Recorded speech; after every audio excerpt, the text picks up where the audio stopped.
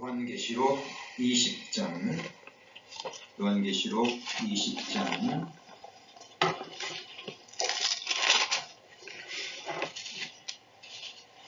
6절 말씀입니다.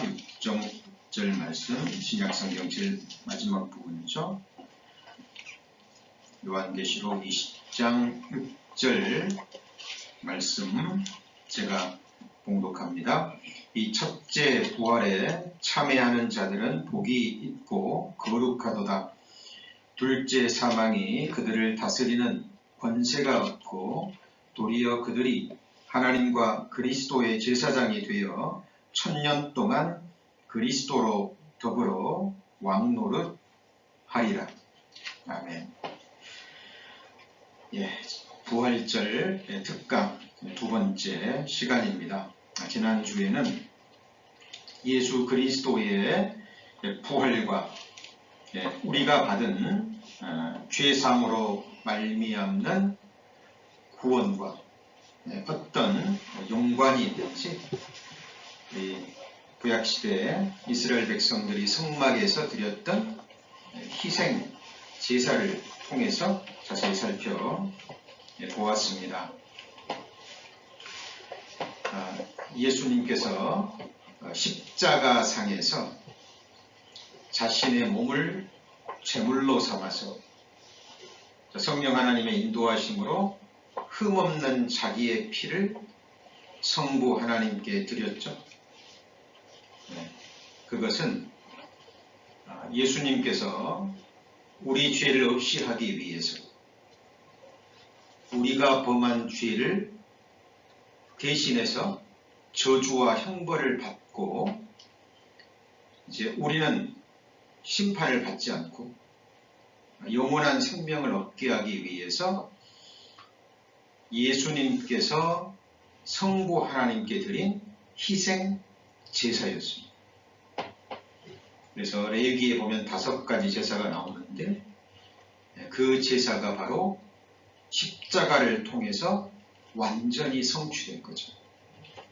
그런데 예수님이 성령의 인도하심으로 흠없는 자기 피를 하나님께 드린 성부 하나님께 아버지 하나님께 드린 그 희생 제사가 성부 하나님께서 연락하셨다라는 증거가 뭐라고 배우셨죠?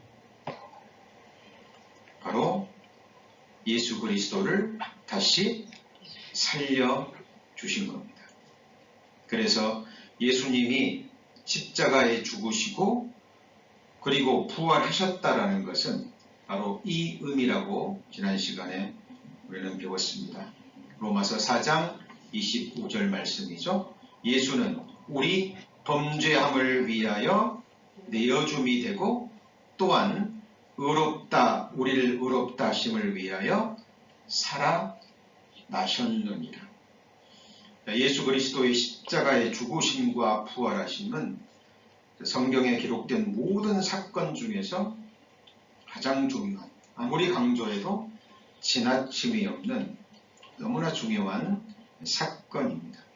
자, 그러면 여기서 우리 범죄함을 위하여 내어 주었다라는 그 의미가 무엇인지 다시 한번 살펴보면 성부 하나님께서는 우리 무리의 죄악을 그에게, 그가 누구죠? 예수 그리스도에게. 이사야 53장 6절 말씀이죠. 우리는 다 양 같아서 그릇 행하여 각기 제 길로 갔거늘 여호와께서는 우리 무리의 죄악을 그에게 담당시키셨도다. 자, 이 말씀으로도 많은 사람들이 죄사함을 받습니다. 구원함을 얻죠. 구원 얻을 말씀, 복음 중에 하나입니다. 교회를 수십 년 다니셔도 이 구원 얻을 말씀, 복음 말씀을 정확하게 배우지 못해서 그냥 막연하게 율법 생활을 하다가 죽음을 건너가신 분도 너무나 많습니다. 하나님은 거짓말 하시는 분이 아니죠. 말씀이 곧 하나님입니다. 많은 사람들이 구원의 확증을 얻지 못하는 이유가 내가 구원 얻을 만한 믿음이 있는지 자기 자신을 살펴봅니다. 여러분, 우리 자신을 살펴보면 여전히 추한 것밖에 보이지 않습니다. 자, 믿음에 있어서 중요한 것은 믿음의 대상이죠.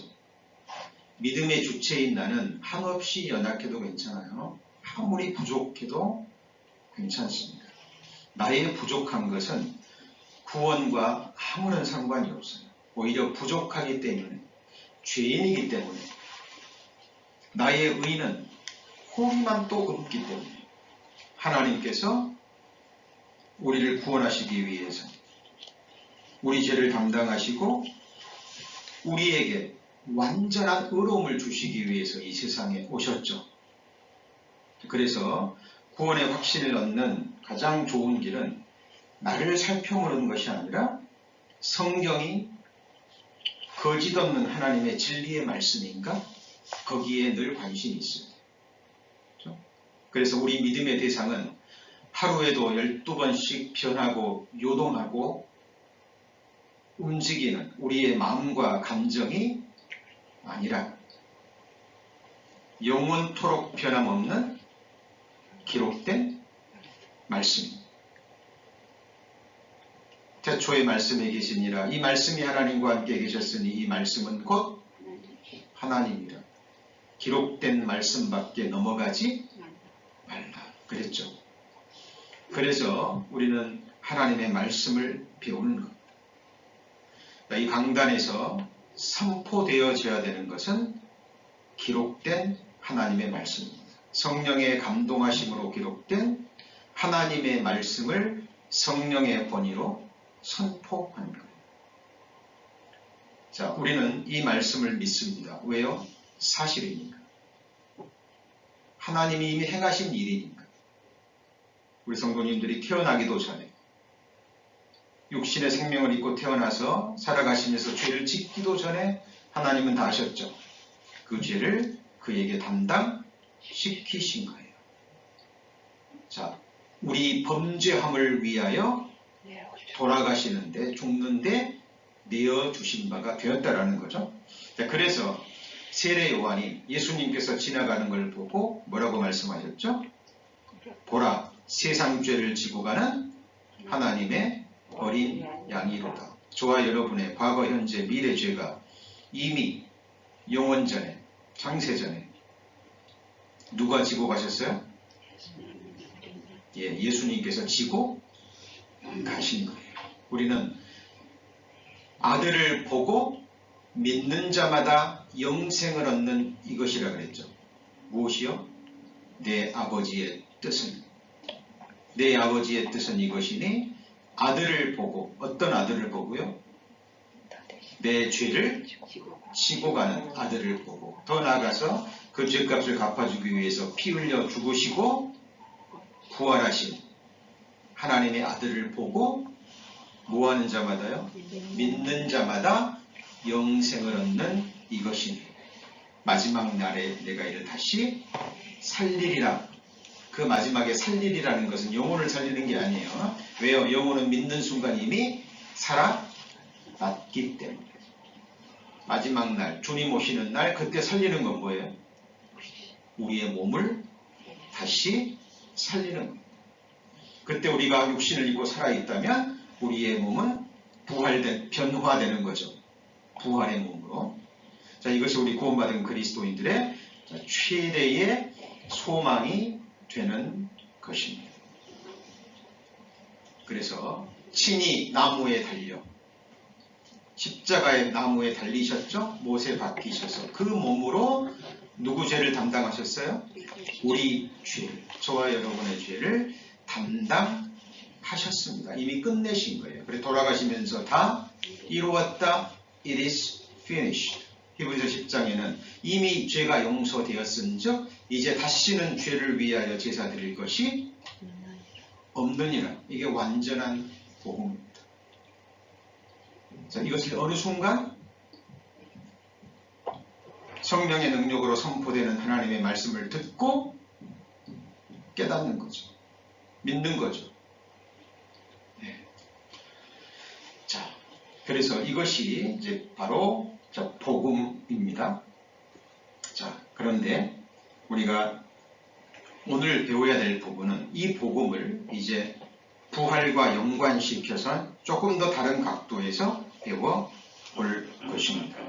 오늘 본문 요한계시록 20장 6절에 이 첫째 부활에 참여하는 자들은 뭐가 있다 그랬죠? 복이 있다 라고 성경은 선언합니다. 최고의 복이죠. 왜냐하면 첫째 부활은 다른 표현으로 하면, 성경에 기록된 말씀으로 다른 표현으로 하면 첫째 부활은 또 어떤 부활이죠? 의인의 부활. 그리고 또 다른 표현으로 하면 같이 보실까요? 생명의 부활. 예. 자, 이 첫째 부활은 의인이 된 사람들, 믿음으로 말미암아 의롭다함을 받은 의인들이 참여하는 부활이고, 이 부활은 영원한 생명을 얻는, 거기에 걸맞는 다시는 썩지 않고 죽지 않는 부활의 몸을 덧입는 거기 때문에 이것을 생명의 부활이라고 합니다. 그래서 마음에 새겨 두셔야 됩니다. 첫째 부활하면 첫째 부활, 의인의 부활, 생명의 부활. 둘째 부활은 뭘까요? 둘째 부활, 악인의 부활, 심판의 부활. 이렇게 대조적으로 나눌 수 있어야 됩니다. 그래서 모든 사람은 부활해요. 다만 부활의 종류가 다르죠. 자, 이거 마음에 새기셔야 됩니다. 자, 그렇다면 첫째 부활에 참여하는 자들은 어떤 사람들이냐면, 이 복음을 좀 다른 각도에서 설명드린다고 말씀드렸습니다. 상식적으로 생각해 보시죠. 부활에 전제되는 단어가 있습니다. 그것이 뭘까요? 상식적으로 생각해 보시죠. 죽음입니다. 부활은 다시 사는 거죠. 그럼 다시 살려면 어떤 사람이 다시 살죠? 죽은 사람이 다시 살죠. 그러니까 부활의 전제는 곧 죽음입니다. 자, 그런데 부활은 역사상 부활하신 분은 누구밖에 없어요? 예수 그리스도. 근데 예수 그리스도는 어디서 죽으셨습니까? 십자가에서 죽으셨죠. 십자가에 죽으시고 장사되시고 끝나버렸다 그 말이죠. 완전히 끝났습니다. 우리 사람도 가족들이 돌아가시면 장례를 치르고 가족들이 이제 장지에 모여서 마지막 예배를 드리고 땅속에 묻으면 끝이죠.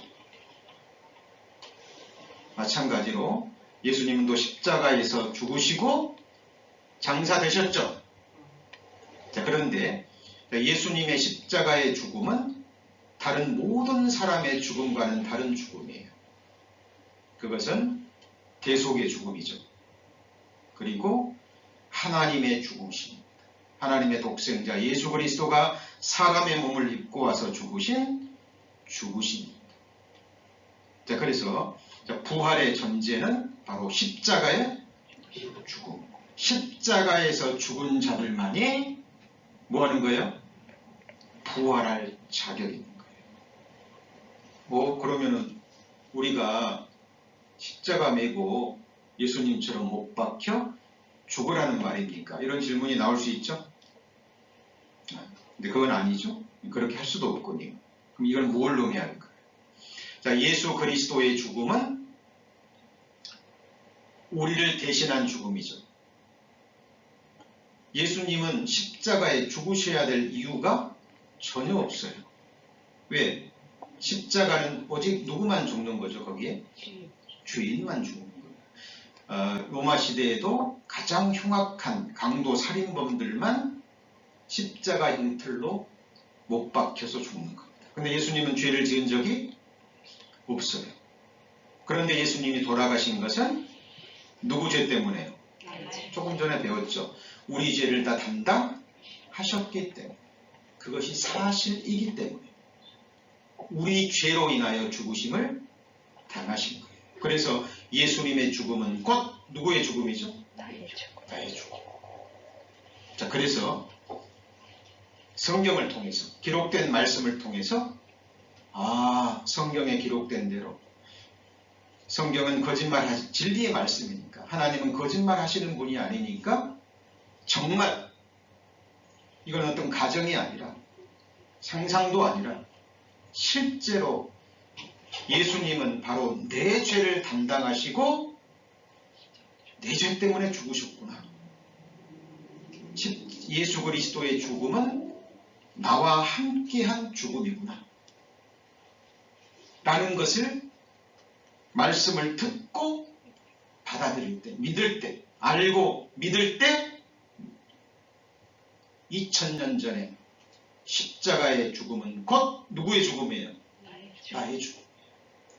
여러분, 그 죽음을 들으시고 믿음으로 받아들이셨습니까? 네, 그렇다면 여러분 십자가에 죽으신 것. 그럼 무슨 자격이 있어요? 부활할 자격이 있는 거예요.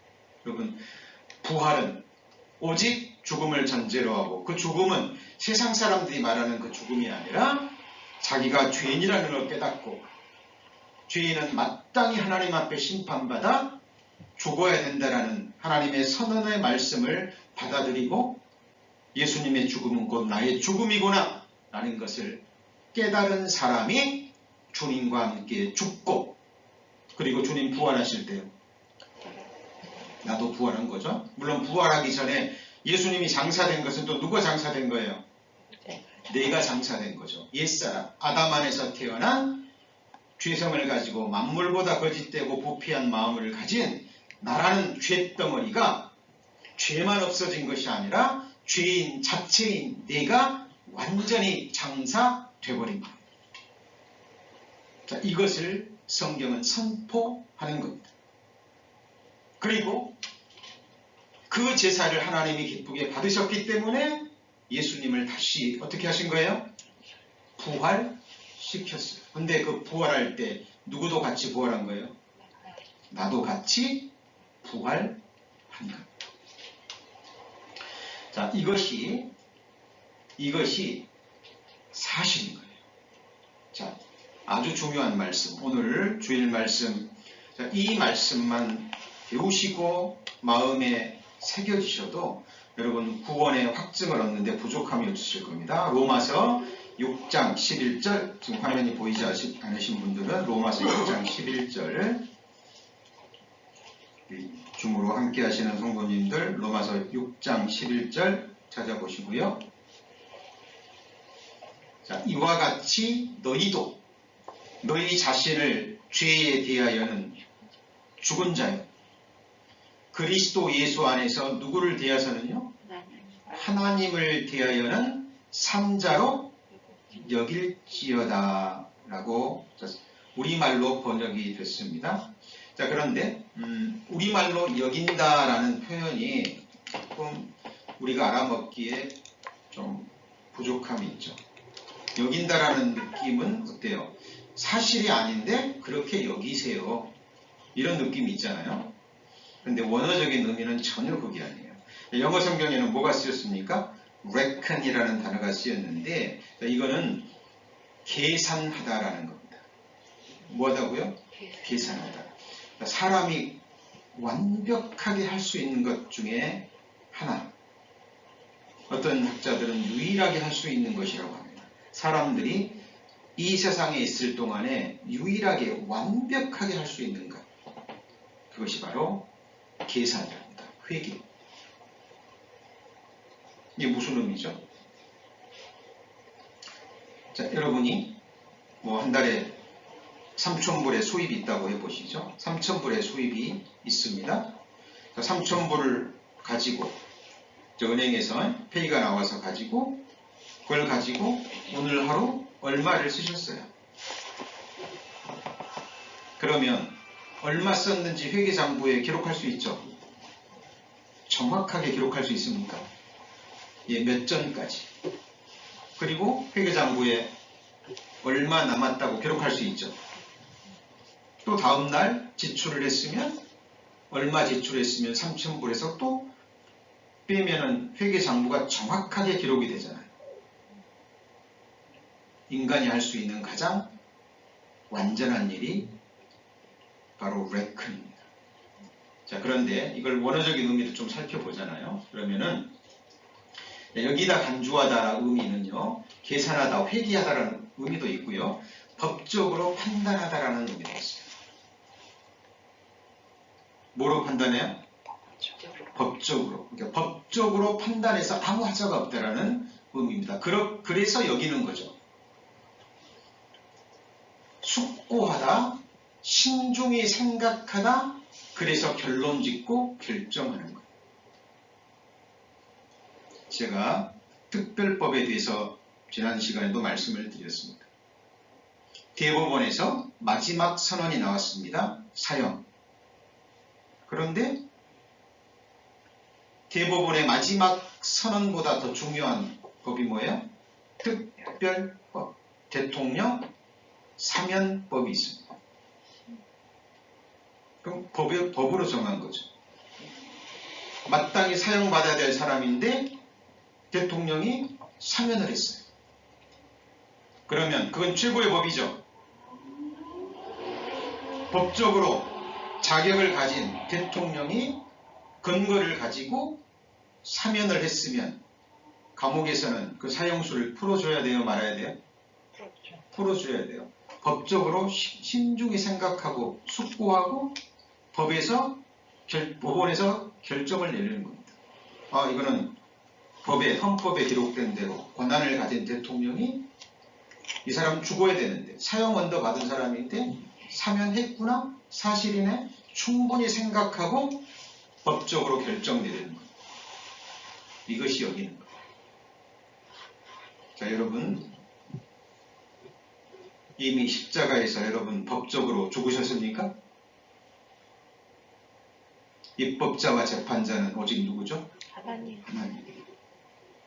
십자가는 아담 안에서 태어난 나는 죽어야 된다라는 선언이고, 그래서 그 법 집행이 끝나버린 거죠. 이 세상에서도 일사부재리의 원칙이 있습니다. 한 번 재판을 받은 사람은 그 똑같은 죄로 두 번 받아야 안 받아요? 안 받습니다. 그래서 자유하게 된 거죠. 자, 그러면 이제 여긴다는 말 배우셨으니까 이와 같이 너희도 너희 자신을 죄에 대하여는 뭐예요? 죽은 자예요. 그리고 이제 다시 부활할 때는 하나님을 대하여는 뭐예요? 산자로 여길지어다. 이제 하나님을 향해서 우리는 살아났고 산자가 되었다. 그래서 성경에 보면 죽은 자와 산자가 나옵니다. 모든 사람은 심판받습니다. 죽은 자는 구원받지 못하고 이 사실을 복음을 깨닫지 못하고 죽은 자는 죽은 자의 심판대 앞에 서죠. 그것이 바로 백보자 심판대. 우리는 산자죠. 우리는 어떤 심판대에서요? 그리스도의 산자의 심판, 그리스도의 심판대. 우리 죄는 다 심판 다 끝났는데 또 심판받아요. 그 심판은 죄의 형벌에 대한 심판이 아니라 영광과 상급과 권세에 대한 상급의 심판이에요. 그것이 고린도전서 3장에 나오는 터 위에 각 사람이 집을 짓죠. 어떤 사람은 집이나 나무나 이런 걸로 집을 짓고, 어떤 사람은 금이나 은이나 보석으로 집을 짓죠. 불이 지나가는데 우리를 지나가는 게 아니라 우리가 행한 일들에 대한 불이 지나가요. 이건 무슨 심판이에요? 그리스도의 심판대라는 겁니다. 자, 그래서 첫째 부활에 참여한 자들은 복이 있는데, 이 첫째 부활에 참여하기 위해서는 뭐가 전제가 된다고요? 십자가의 죽음. 그죠? 자, 사도 바울은 첫째 부활에 참여하는 복을 받은 사람입니다. 우리는 이렇게 단언하게 담대히 선포할 수 있어요. 이유가 뭐죠? 갈라디아서 2장 20절에 사도 바울은 내가 그리스도와 함께 십자가에 못 박혔나니. 사도 바울은 깨닫고 그 사실 십자가의 죽음은 곧 나의 죽음이구나.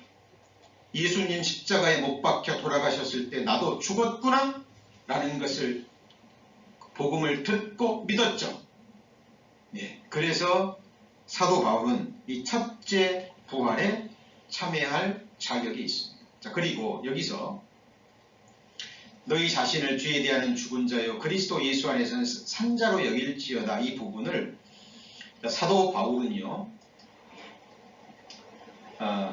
남편과 아내의 비유를 통해서 정말 성령의 감동하심으로 우리에게 가르쳐주고 계십니다. 자, 이게 무슨 말이냐면, 자, 옛 남편인 율법, 그리고 옛 남편 율법의 안에 옛사람의 관계를 통해서 하나님은 우리에게 설명하고 계십니다. 이게 무슨 말이냐면, 자, 가정을 해보시죠. 자, 이거는 가정입니다. 자, 여러분이 한 남편과 결혼을 했습니다. 한 여자가 한 남편과 결혼을 했는데 이 결혼은 사랑 없는 결혼이에요. 그래서 남편이 아내에게 사랑은 주지 않습니다. 남편으로서 의무는 전혀 하지 않아요. 그런데 이 남편은 아내에게 요구만 해요. 뭐를 해요? 요구만. 하루 종일 24시간 아내가 남편에게 해야 될 그 요구만 계속 요구. 그리고 그 요구를 행하지 못하면 남편은 아내를 뭐예요? 쉼없이 정죄.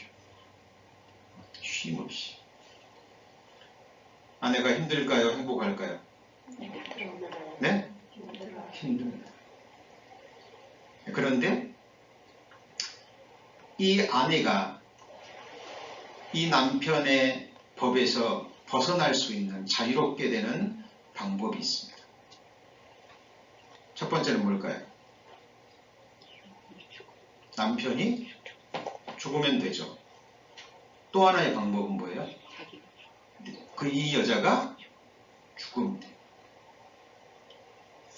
자, 이 아내가 죽었습니다. 죽었는데 남편이 아내한테 요구할 수 있어요, 없어요? 없죠. 더 이상 정죄할 수 있어요, 없어요?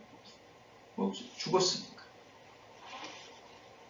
이 여인이 옛 남편으로부터 자유롭게 되는 것은 결국 뭐밖에 없어요? 죽음밖에 없어요. 그러니까 예수님이 이 땅에 오신 것은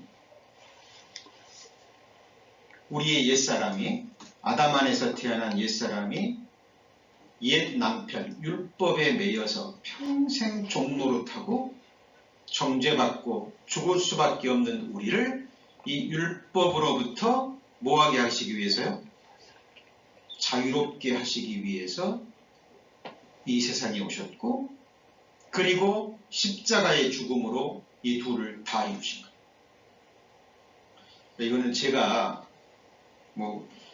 비유의 말씀으로 제가 그냥 지어서 설명한 게 아니라 하나님의 말씀이고 사도 바울이 성령의 감동하심으로 기록한 말씀입니다. 여러분, 사도 바울이야말로 율법의 완전한 자라고 성경은 증거하죠. 행함으로는 흠이 없는 자라고 성경이 증거해 봅니다.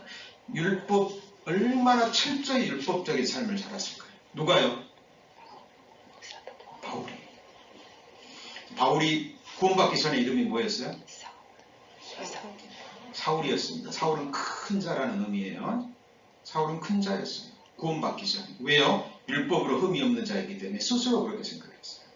그런데 예수님 만나고 구원받은 이후에는 이름이 뭘로 바뀌었어요? 바울, 작은 자. 정말 하나님 율법 앞에, 진짜 율법 앞에 서고 전지전능하신 하나님 앞에 딱 서보니까 자기는 큰 자가 아니라 어떤 자예요? 작은 자. 나중에는 죄인 중에 괴수. 자, 방금 제가 비유로 말씀드린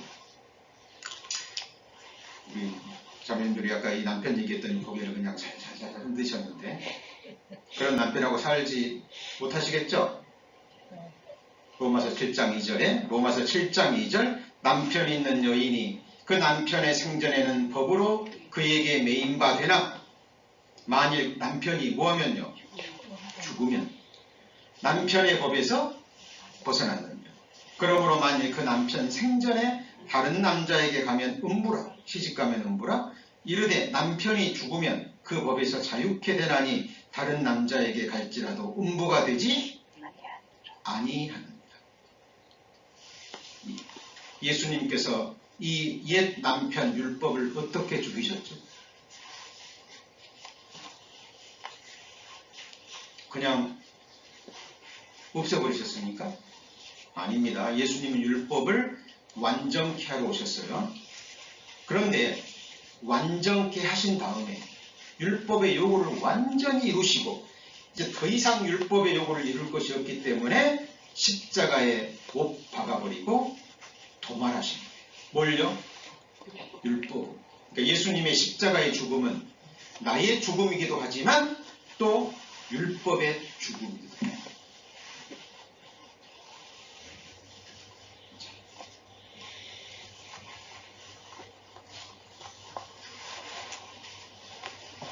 여기 보시면 내가 율법으로 말미암아 율법을 향하여 뭐예요? 죽었나니. 사도 바울입니다.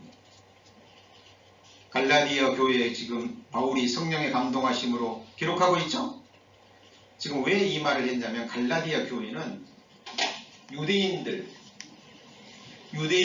중에 예수를 믿는다고 고백하는 사람들이 들어왔긴 들어왔는데 아직 거듭나지 못하거나 율법의 영향을 받아가지고 이제 교회 안에 들어온 이방인 그리스도인들을 시기합니다. 왜냐하면 자기는 선택받은 유대인인데 과거에 개 돼지처럼 여겼던 이방인들이 오늘 갑자기 복음 듣고 이제 나는 아브라함의 후손이요 아브라함의 자녀요 하나님의 백성이라고 고백하고 막 기뻐하고 찬송하고 그러거든요. 정말 구원받은 그리스도인이라면 기뻐해야 되겠죠. 근데 시기가 나는 거예요. 쟤네들은 이방인인데 아무것도 행하지 않고 할례도 행하지 않고 율법도 모르고 규례도 모르고 절기도 모르고 이 모세의 율법에 대해서는 까막눈인 애들이 어느 날 갑자기 예수님 복음 듣고 와서 나는 이제 아브라함의 자손이요 하나님 백성이라고 고백하고 좋아하니까 너네들 안 돼. 그걸 안 돼. 너네들 뭐 지켜야 돼요? 율법 지켜야 돼. 율법 지켜야 돼. 할례는 받아야지. 그래야 구원받지. 이게 뭐죠? 믿음에다가 뭘 더하는 거예요? 행함을 더하는 거예요. 이게 혼합 신앙. 잘못된 거죠. 그죠? 오직 은혜, 오직 믿음. 그래서 갈라디아 교회에 사도 바울이 이 편지를 보낸 거예요. 내가 율법으로 말미암아 율법을 향해서 뭐 했어요? 죽었나니? 라고.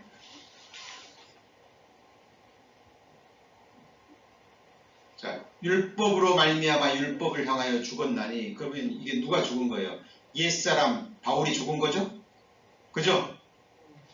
자, 저와 여러분도 우리 성도님들도 율법을 인해서 율법으로 말미암아 죽으셨습니까? 예, 율법이 요구하는 건 죽음이에요. 너 죄 지었잖아.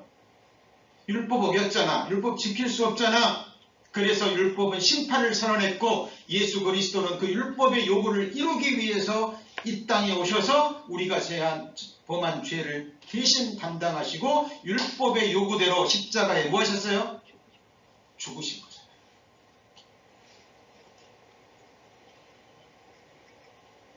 그리고 율법을 십자가에 못 박고 의문에 쓴 증서 율법을 십자가에 못 박고 뭐 하셨어요? 도말해 버린 겁니다. 그렇죠? 그것을 성경은 우리에게 증거하고 있는 겁니다. 골로새서 2장. 골로새서 2장 13절 326절. 자, 오늘 선포되는 말씀은 교회는 오래 다니셨어도 또 복음에서 들으셨어도 정확하게 확실하게 배우지 못해서 구원의 확증을 얻지 못하시는 분들이 많이 계십니다. 오늘 말씀을 통해서 정말 예수님의 십자가의 죽음과 부활의 의미가 우리가 어떤 의미가 있는지 확실히 깨닫는 그 시간이 되기를 바랍니다. 골로새서 2장 13절. 또 너희 범죄와 육체의 무할례로 죽었던 너희를 하나님이 그와 함께 살리시고 우리에게 모든 죄를 뭐 하셨어요? 사하시고 우리를 거스리고 우리를 대적하는 의문에 쓴 증서가 뭐예요? 율법입니다. 네. 율법을 뭐 하시고요? 도말하시고. 도말은 페인트 칠해서 발라버렸다 그 말이에요. 깨끗이 없애버렸다 그 말이에요. 모세가 쓴 율법을 뭐 했다고요? 지워버렸다고요. 무조건 지웠어요에 지울 수 있으니까 지웠어요?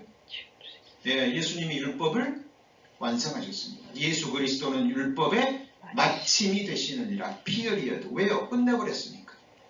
그러니까 예수님이 다 이루었다라는 속에는 내 죄값도 다 이루시고 나를 옛사람 나를 십자가에 죽이시는 것도 끝내시고 또 모두 없애버리신 거예요. 율법도 의문에 쓴 증서도 십자가에 못 박아버린 거예요. 제 말이에요? 하나님 말씀이에요? 14절. 우리를 거스리고 우리를 대적하는 의문에 쓴 증서를 도말하시고 뭐 했다고요? 제하여 버리사 십자가에 뭐 하셨어요? 못 박으셨어요. 하나님이 율법을 도말하고 십자가에 못 박고 없애버렸다 그랬는데 다시 율법 꺼내들면 돼요? 안 돼요? 안 됩니다. 안 돼요. 그럼 마음대로 살아도 되겠네? 아닙니다. 이제 새로운 법이 주어졌어요. 그게 무슨 법일까요? 이제 새로운 남편과 새로운 법이 주어졌어요. 여러분, 새 남편 누구예요? 그리스도. 교회는 어린 양의 아내죠. 자, 우리는 사도 바울이 전도하는 것을요, 중매라고 표현합니다. 내가 너희를 다시 처녀로 깨끗하게 만들어서 하나님께 중매하려 함이라. 그랬죠? 그죠? 자, 이제 새 남편은 그리스도인데요. 우리는 거듭날 때, 우리가 부활할 때 이제 새 사람으로 하나님을 향해서 새 남편 그리스도를 맞이한 사람들입니다. 근데 이 남편은 어떤 사람이에요? 이제는 율법에 영향은 받지 않습니다. 이제는 무언 영향을 받아요? 새로운 법이 생겼습니다. 로마서 8장. 로마서 8장.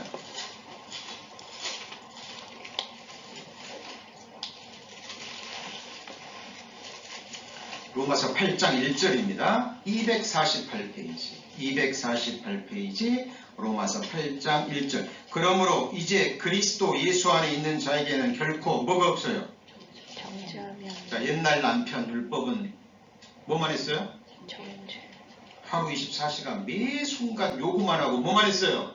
못하니까 그냥 계속 정죄만 하고 구박만 했죠. 새 남편 그리스도는 정죄해야 안 해요? 정죄해야 안 해요? 안 합니다. 그런데 이제 율법이 아니라 무슨 법이에요? 생명의 성령의 법이에요. 이거는 사랑의 법입니다. 근데 이 새 남편도 요구를 합니다. 그런데 정죄는 하지 않고 요구만 하는 것이 아니라 할 수 있는 모든 능력도 지혜도 주시고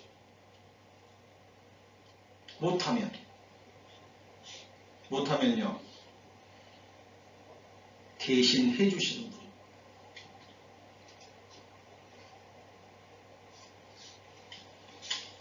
자, 3절. 자, 2절에 이는 그리스도 예수 안에 있는 생명의 성령의 법이 저와 사망의 법에서 너를 뭐 했어요? 해방하였어요. 율법이 육신으로 말미암아 연약하여 할 수 없는 것을 누구는 해요? 하나님은 하시는 거예요. 자, 이걸 이제 사람의 예로 들면, 그죠? 이제 새 남편과 결혼했습니다. 자, 옛 남편이 죽었다고 가정해 보죠. 옛 남편 죽었으니까 이제 자유롭게 되죠. 세상 법으로도 하나님 법으로도 자유롭습니다. 다른 남자한테 시집가도 죄 돼요, 안 돼요? 아무도 뭐라 할 수 없어요. 합법적입니다. 새 남편과 결혼했는데 이 새 남편은 이 아내를 사랑해요, 안 해요? 사랑합니다.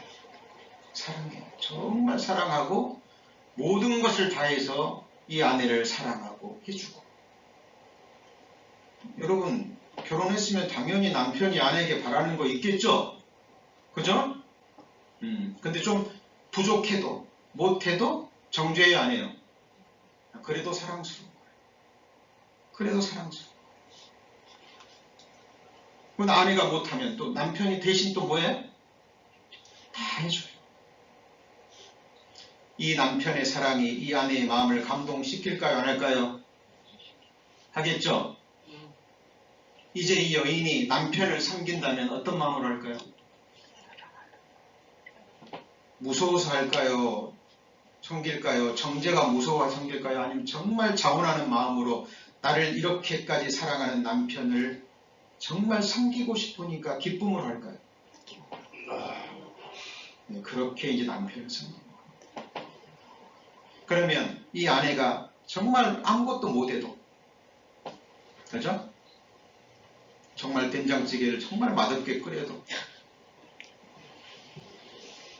남편은 이 아내가 중심에서 나를 섬기기 위해서 된장찌개 하나 끓인 거를 기쁨으로 받아요, 안 받아요? 왜 이렇게 짜게 끓였냐? 뭐 왜 이렇게 좀 매콤하게 하지? 이런 정죄할까요, 안 할까요? 안 합니다. 요구를 하더라도 사랑으로 하겠죠. 그 아내가 다시 된장찌개를 끓일 때는 어때요? 남편의 말을 참고해서 맛있게 끓이려고 최선을 다하겠죠. 여러분, 이것이 새 남편 그리스도. 그것이 우리의 신앙생활이에요. 제가 좀 소품을 하나 가져왔습니다. 그러니까 십자가의 죽음과 의에 대해서 좀 설명드리기 위해서 우리 줌으로 예배 드리시는 분들에게 보이시죠? 보이시나요? 보이시면 고개 좀 끄덕게. 안 보이나 본데. 이게 뭐냐면 시커멓죠? 이게 시커멉니다. 이게 뭘까요? 우리의 죄. 누구의 죄요? 우리의 죄입니다. 우리 만물보다 더러운 내 마음뿐만 아니라 내가 행한 생각과 말과 행으로, 입으로, 손으로, 발로 행한 모든 죄 덩어리예요. 자, 이 빨간색은 보이세요? 네, 보입니다. 이 하얀 거는요? 보입니다. 자, 이거는 예수님의 의로움입니다. 예수님의 뭐예요? 의로움. 이거는 예수님의 피. 이 피는 죄 있는 피예요? 죄 없는 보혈이에요? 보혈입니다. 예수님의 피예요. 예수님이 누구 죄를 담당했어요? 우리 죄. 저와 여러분의 과거, 현재, 미래 호리도 남김없이 다 뭐 하셨어요? 담당하셨죠. 십자가에 못 박혀 죄값을 치르셔야죠. 근데 예수님의 의도 같이 없어지면 안 되잖아요. 의로운 분이 죽으면 안 되죠. 예수님이 탄생부터 돌아가실 때까지 율법을 완성한 이 완벽한 의로움. 이 율법, 이 의는 예수님이 육체를 입고 삶으로 완성하신 의로움이에요. 같이 해보시죠. 예수 그리스도는 율법의 마침이 되시느니라. 이게 하나님의 의요, 그리스도의 의예요. 여기 의에 부족한 것이 있어요, 없어요? 완벽하게 모든 율법을 예수님은 삶으로 다 이루셨어요. 그럼 예수님이 십자가에 돌아가실 때 죄는 담당하시고 이 의로움은 누구를 주셨어요? 우리를 주셨어요. 그죠? 이 의로움은 누구 거죠? 내 거예요. 왜 하나님이 주셨습니까? 그래서 이거를 믿음으로 말미암은 의라고 해요. 그래서 내가 의로운 게 아닌데 예수님의 의를 받았기 때문에 의롭다 칭하는 거예요. 자, 그러면 내 죄는 어떻게 된 거예요? 내 죄는 예수님이 피로 도말해버렸죠. 죄 싹슨 사망이라 육체의 생명이 피에 있으므로 피가 죄를 속한다. 그 말은 갚는다. 그 말이에요. 빚이 있으면 갚으면 되죠. 여호와의 손에서 같이 해보시죠. 배나 받았느니라. 저와 여러분의 죄는 예수님이 십자가의 피로 완전히 도말해버리고 갚아버리고 이제 하나님 앞에서는 뭐만 보여요? 피만 보여요. 대제사장이 옛날 성막에서는 지성소에 이 피를 뿌렸는데 예수님은 자기 피를 가지고 어디로 갔어요? 하늘나라 지성소 아버지 키운 자의 이걸 뿌린 거예요. 성부 하나님은 뭐만 보여요? 피만 보이는 거예요. 그리고 이 예수님의 희생제사, 이 사랑을 믿는 믿음을 보시고 저와 여러분에게 뭐라 그러는 거예요? 같이 해보시죠. 의롭다. 완전히 선언해버리죠. 여러분 의롭담을 받으셨습니까? 예. 그러면 여러분 오늘 하나님이 부르시면 어디 가셔요? 어디 가셔요? 하나님 나라 당연히 가죠. 당연히 가죠. 자, 우리는 앞으로 삶의 나머지 생에 율법 다 지킬 수 있어요? 없어요? 구원받은 사람 중에 나머지 생에 죽을 때까지 한 번도 쉬지 않고 율법 다 지키는 사람 한 사람이라도 있어요? 없어요? 있어요? 없어요? 한 사람도 없어요. 누가 율법을 다 지킵니까? 그리고 이제 우리는 율법으로부터 자유함을 받았고 무슨 법에 이제 구속을 받아요? 생명의 성령의 법, 사랑의 법이에요. 여러분 이런 아내는 없겠죠? 새 남편 그리스도와 결혼했는데 보니까 옛날 남편하고 완전히 다르네. 좀 게을른 피워도 다 이뻐해주고, 그죠? 막 음식도 대충 해도 맛있다고 막 먹어주고, 아무렇게나 해도 되겠네. 그렇게 해서 막 더 게으름 피우고 막 음식도 안 해주고 그런 아내 있을까요? 없을까요? 없을 거예요. 여러분 정말 없을 거예요. 정말 그런다면 그런 남편을 얻을 자격이 있어요? 없어요? 정말 사람이라면 자기를 그렇게 사랑해주는 남편을 위해서 할 수 있다면 어르신들 뭐라고 얘기하죠? 그죠? 뭐라고 얘기하더라? 뭐 그런 표현이 있죠. 뭐 머리털을 그런 표현도 있고 하여튼 온 마음을 다해서 남편 섬길 거예요. 그게 사랑의 법인 거예요. 다신 정죄는 있어요? 없어요?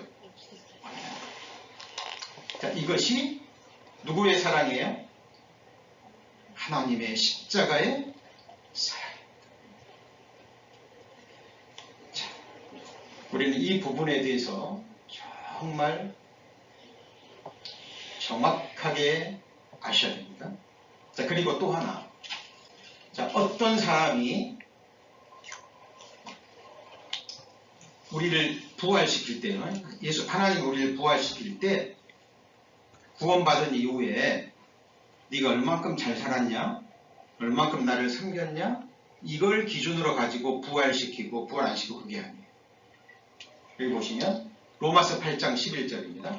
로마서 8장 11절에 예수를 죽은 자 가운데서 살리신 이의 영, 그래서 부활의 영이라고 그러는 거예요. 예수를 죽은 자 가운데서 살리신 분이 누구예요? 성부 하나님이죠. 근데 그 하나님의 영이 또 성령이에요. 그래서 부활의 영이라고 그러는 겁니다. 예수를 죽은 자 가운데서 살리신 이의 영, 성령, 부활의 영이 어디 안에 거하시면?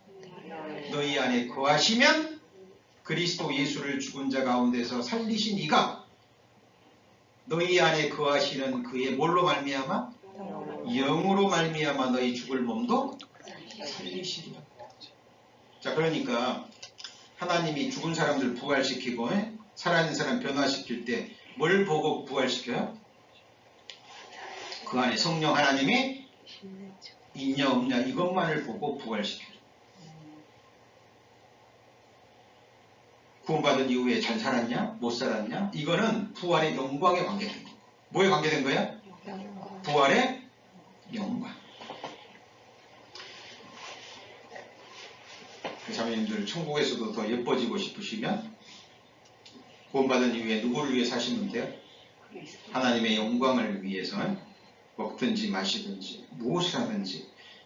자, 그거는 구원받은 이후에 남편을 얼만큼 기쁘게 했느냐에 따라서 그리스도의 심판대 앞에 서는 거죠. 그래서 고린도후서 5장 14절에 그런즉 우리는 살든지 거하든지 있든지 떠나든지 하나님을 기쁘시게 하는 자 되기를 힘쓰노라 그랬죠.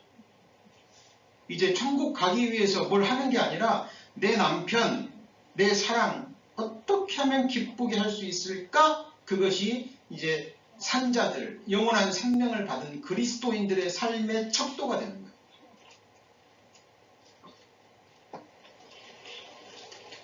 그래서 부활할 때 얼만큼 기쁘시겠느냐 행한 것은 부활의 정도고 부활 자체는 뭐만 봐요? 부활의 영이 있느냐 없느냐 성령이 있느냐 없느냐. 자, 그럼 언제 어떻게 성령 부활의 영 받습니까? 성령 집회에 참석하면 돼요? 부흥 강사가 막 휙휙 그러면 성령 받나요? 자, 베드로가 가로되 너희가 회개하여 각각 예수 그리스도의 이름으로 침례를 받고 뭘 받아요? 죄사함을 받을 때 성령을 선물로 받습니다. 성령 하나님이에요. 그러니까 말씀을 통해서 죄를 깨닫고 아, 나는 정말 죽어야 될 존재구나, 심판받아 지옥에 가야 마땅할 존재구나 라는 것을 깨닫고 죄사함 받기를 원하는 심령을 보시고 성령 하나님께서 이 성령의 감동하심으로 기록된 복음 말씀을 선포해서 믿게 하시고 깨닫게 하시면서 뭐 하는 거예요? 들어오시는 거예요. 그 순간. 그죠? 그래서 성령은 언제 받아요? 죄사함 받을 때. 복음을 듣고 뭐 할 때요? 믿을 때. 뭘 행할 때가 아니에요. 율법 지켜서 뭘 성령 받는 게 아니라 뭐 부흥 집회 참석해서 받는 게 아니라 복음을 듣고 예수님이 나를 죽기까지 사랑하시고 내 죄를 담당하시고 다 없애시고 우리에게는 호리만한 의도 없기 때문에 예수님의 완전한 의로움을 값없이 우리에게 주셨죠. 맞습니까? 그 듣고 그 복음을 뭐 할 때요? 믿을 때. 예수님을 나의 구주로 영접하고 믿을 때 뭘 받아요? 성령. 믿게 하시고 믿음을 주시고 다른 말로 하면 들어오시는 거예요. 갈라디아서 3장. 갈라디아서 3장.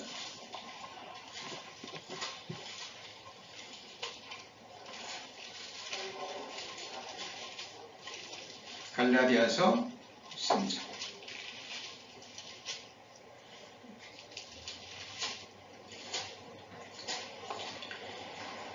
이 갈라디아 교회가 아까도 말했죠. 율법 행위와 이 성령 문제로 교회가 시끄러웠거든요. 그죠? 그러니까 사도 바울이 성령의 감동하심으로 정확하게 선언합니다. 3장 2절. 내가 너희에게 다만 이것을 알려 하노니 너희가 뭘 받은 것은요? 성령을 받은 것은, 그 말은 갈라디아 교회 성도들은 성령을 받았다는 거예요? 예, 받았습니다. 죄사함 받고 성령 받았어요. 그런데 너희가 성령을 받았는데 너희가 성령을 받은 것은 율법의 행위로냐? 너희가 무슨 율법을 지켜서 너희가 뭐 잘한 것이 있어서 너희가 무슨 의로운 것이 있어서 받았느냐? 아니면 듣고 뭐예요? 믿음으로냐? 1번이에요, 2번이에요? 2번. 듣고 뭐예요? 믿음으로. 믿음은 오직 들음에서. 들음은 사람의 말이에요, 그리스도 말이에요? 그리스도의 말씀으로 말입니다. 그러나 믿지 않은 이가 어찌 부르리. 그죠? 전파하는 이가 없을 때 어찌 들으리. 구원받고 하나님께 부름받은, 정말 죄사함 받고 성령을 받은 사역자들이 성령의 감동하심으로 그리스도의 말씀이 선포될 때 성령께서 역사하십니다. 저희 교회 미션 말씀이죠. 우리가 누구를 전파해요? 그리스도를 전파해요. 저희 교회 이름이 뭐예요? 에브리원입니다. 여기 골로새서 1장 28절에 에브리원이 몇 번 나와요? 3번 나옵니다. 각 사람을 권하고 모든 지혜로 각 사람을 가르치면 각 사람을 그리스도 안에서 완전한 자로 세우려 함이니 이를 위하여 내 속에서 능력으로 역사하느니, 성령의 역사죠. 그 성령의 역사를 따라서 힘을 다하여 뭐예요? 수고하노라. 우리를 구원시키고 우리를 그리스도 안에서 완전하게 하시는 분은 사람이에요, 성령이에요?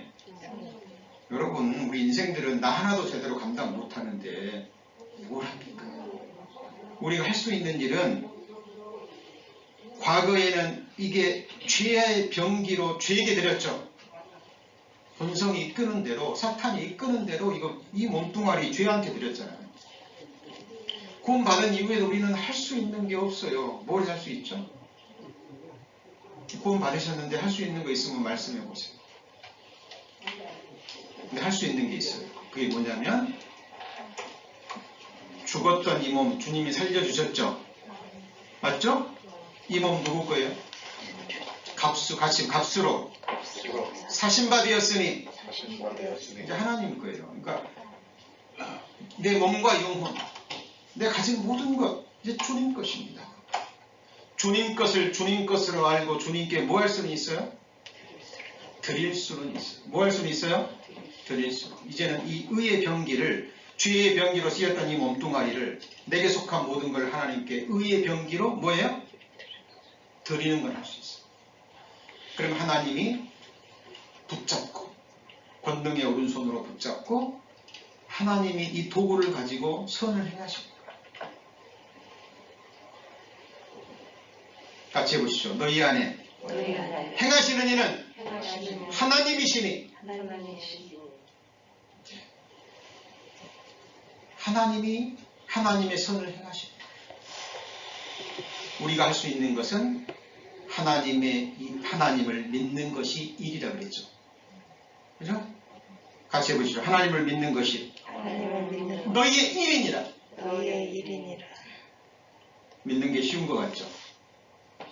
여러분, 나 자신을, 내 생각을 내려놓고 정말 순전한 어린아이와 같은 말씀을 믿는 것, 정말 성령의 능력으로 가능합니다.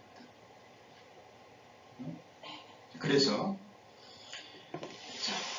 오늘은 부활절 특강 3번 한다고 그랬죠?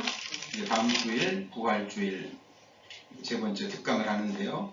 자, 오늘은 첫째 부활에 참여하는 자들, 복이 있다 그랬는데 어떤 사람들이 참여하는지 자세히 살펴봤죠.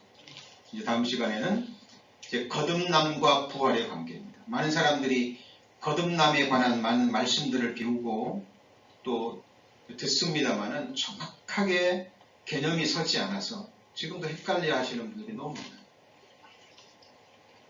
그래서 우리 부활의 소망과 함께 정말 거듭남이 무엇인지, 거듭남과 부활의 관계, 이것도 제가 설명하는 것이 아니라 말씀이 말씀을 설명할 거예요. 자, 그래서 우리 지난 시간에서부터 이번 주간, 다음 주간 아주 중요한 부분입니다. 제가 늘 말씀드리지만 부활절은 잠깐 부활에 관한 말씀 몇 마디 읽고 지나가는 절기 지키는 게 아니에요. 모든 것은 예수님에서 완성됐기 때문에 이제 중요한 것은 우리가 어떤 주제, 어떤 말씀, 어떤 믿음의 사람을 배워도 결국은 예수 그리스도 십자가의 복음으로 귀결돼야 돼요. 오늘 말씀 마음에 정말 새기시고요. 또 이제 며칠 후에 또 유튜브 채널에 올라가시면 다시 한번 들으시다가 스톱하시고 또 말씀 찾아서 읽고 묵상하시고 하시면 이 하나님의 말씀이 내 마음에 깊이 각인될 겁니다. 사람이 떡으로만 살 것이 아니요 오직 여호와의 입에서 나오는 모든 말씀으로 살 것입니다. 오직 의인은 믿음으로 말미암아 삽니다. 이건 하나님 앞에 생존이고 영원한 생명이고 영영한 장수입니다. 여러분 이 세상에서도 육신을 생애를 잊고 건강하게 몇십 년 잘 사는 것, 생존하는 것도 중요하죠. 그게 중요하다면 하나님 앞에 영원한 생명을 얻고 부활의 몸을 입고 하나님 앞에 영원히 사는 복된 삶은 말할 수 없이 중요합니다. 남의 얘기가 아니라 다 나에 관계된 거죠. 자, 다음 시간에 또 거듭남과 부활에 관한 말씀 또 배우시기로 하고요. 오늘 말씀은 여기까지 배우시겠습니다. 기도하시겠습니다. 하나님 감사합니다. 이제 다음 주 부활절을 맞이해서 부활절 특강으로 말씀 배우고 있습니다. 오늘은 첫째 부활에 참여하는 자들은 복이 있도다라는 예수님이 직접 주신 말씀을 통해서